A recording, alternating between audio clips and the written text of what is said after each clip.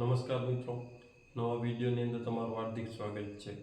મિત્રો, આજે આપણે વાત કરવી છે કે જે અત્યારે શિયાળુ પાકના વાવેતર થઈ ગયા છે ઘણી જગ્યાએ, તો હવે એમાં ઈયળ આવે છે અથવા જે હવે આપણે શિયાળુ પાક વાવવાનું ચાલુ છે અને એ પણ 15 દિવસ પછી એને પણ ઈયળોના સ્પ્રે કરવા જોશે. તો મિત્રો, ખાસ કરી અને અમારો પોતાનો આજથી 10 વર્ષનો મારો પોતાનો અનુભવ છે ઓર્ગેનિક ખેતીને, તો અમે ઘણા બધા એક્સપેરિમેન્ટ કરતા હોઈએ છીએ કે કેમાં સારું રિઝલ્ટ મળે.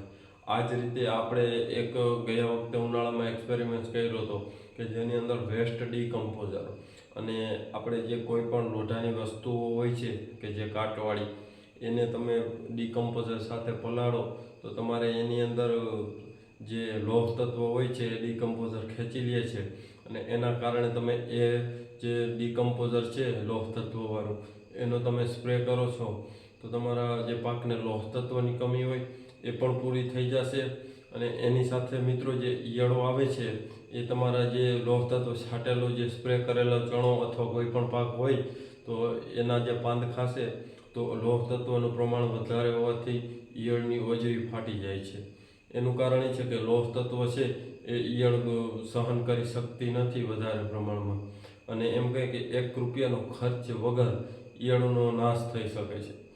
તો મિત્રો, ખાસ કરી અને હજી પણ આખો વિડીયો જોઉં કે કઈ રીતના શું વેસ્ટ ડીકમ્પોઝર છે, કઈ રીતના એનો ઉપયોગ કરવાનો, એટલે જેથી કરીને તમને પૂરેપૂરી માહિતી છે એ મળી જાય.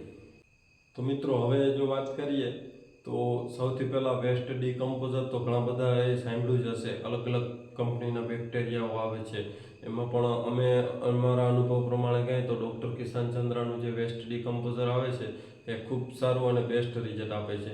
તો એની તમે કોઈ પણ ખેડૂત મિત્રોને સ્ટાર્ટિંગથી શું કરવાનું છે એની માહિતી આપી દઉં. તો એને તમારે જે વેસ્ટ ડીકમ્પોઝર છે એની અવલી શીશી આવશે અથવા પાઉચ આવશે. તો એના બેક્ટેરિયા હોય છે એ તમારે ગોળ સાથે અને પાણી સાથે બનાવવાના. એ 3 થી 4 દિવસે અત્યારે બની જાય છે. તો ત્યારબાદ તમારે એની અંદર લોખંડ નાખી દેવાનું છે, કોઈ પણ વેસ્ટ પડ્યું હોય એ અથવા ડબ્બા, અને ત્યારબાદ તમારે 8 દિવસ લગી એને પલાળવા દેવાનું, થોડું થોડું હલાવવાનું કે જેથી કરી અને આપણે લોખંડ વસ્તુ નહીં હલાવતી વખતે જે કોઈ આપણું પ્લાસ્ટિકનું ડ્રમ છે ફાટે નહીં, ધ્યાન રાખવાનું કે લોખંડની વસ્તુ ખૂંચે નહીં. એ રીતના નોર્મલ ધીરે ધીરે હલાવવાનું.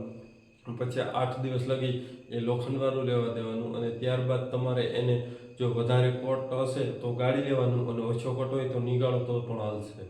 એટલે આ રીતના તમે એને 8 દિવસની અંદર તો તમારે જે લોખંડમાં કટ હશે બધો વેસ્ટ ડીકમ્પોઝર ખેંચી લેશે અને તમે કોઈ પણ વસ્તુ નાખી હશે એ સાવ નવી થઈ જશે. અને ખાસ કરીને કહેવાનું કે આપણે કોઈ એમનો વિડીયો બનાવતા નથી. સાઈડમાં તમે જોતા જ આવો છો કે આપણે જે લોખંડની વસ્તુ નાખી હતી એની ક્લિપ છે એ પણ સાઈડમાં ચાલુ છે. એટલે તમે એ પણ ધ્યાન રાખજો. આપણે અનુભવ કરી અને પછી જ વિડીયો બનાવીએ છીએ, એમનો કોઈ વિડીયો બનાવતા નથી. એટલે મિત્રો, આ રીતના તમે જે વેસ્ટ ડીકમ્પોઝર છે એને 8 દિવસ લગી પલાળો અને ત્યારબાદ ગાળી અને એનો પ્યોર પંપ ભરી લેવાનો.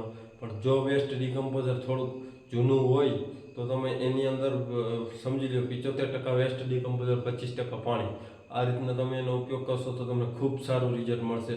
કોઈ પણ પાકની અંદર ઈયળો આવતી હોય સમજી લો 8 દિવસે ને 8 દિવસે આનો સ્પ્રે કરશો તો તમારે ભવિષ્યની અંદર કોઈ પણ એગ્રાની અથવા ઓર્ગેનિક ઈયળો માટેની દવા નહીં છાંટવી પડે, ખાલી એક આ જ કાફી છે. એટલે મિત્રો, ઓર્ગેનિક ખેતીની અંદર ઘણું બધું છે કે જે મહેનત છે પણ ખૂબ સારું એવું રિઝલ્ટ આપે છે. તો કોઈ પણ ખેડૂત મિત્રો આ રીતના જો તમે દવા ઘરે જ બનાવો તો તમને 1 રૂપિયાનો ખર્ચ નથી. આ તો સમજી લો એક જ વખત ખર્ચો છે કે માત્ર એ તમારે 150 રૂપિયાનું પાઉચ આવશે એ લેવાનો.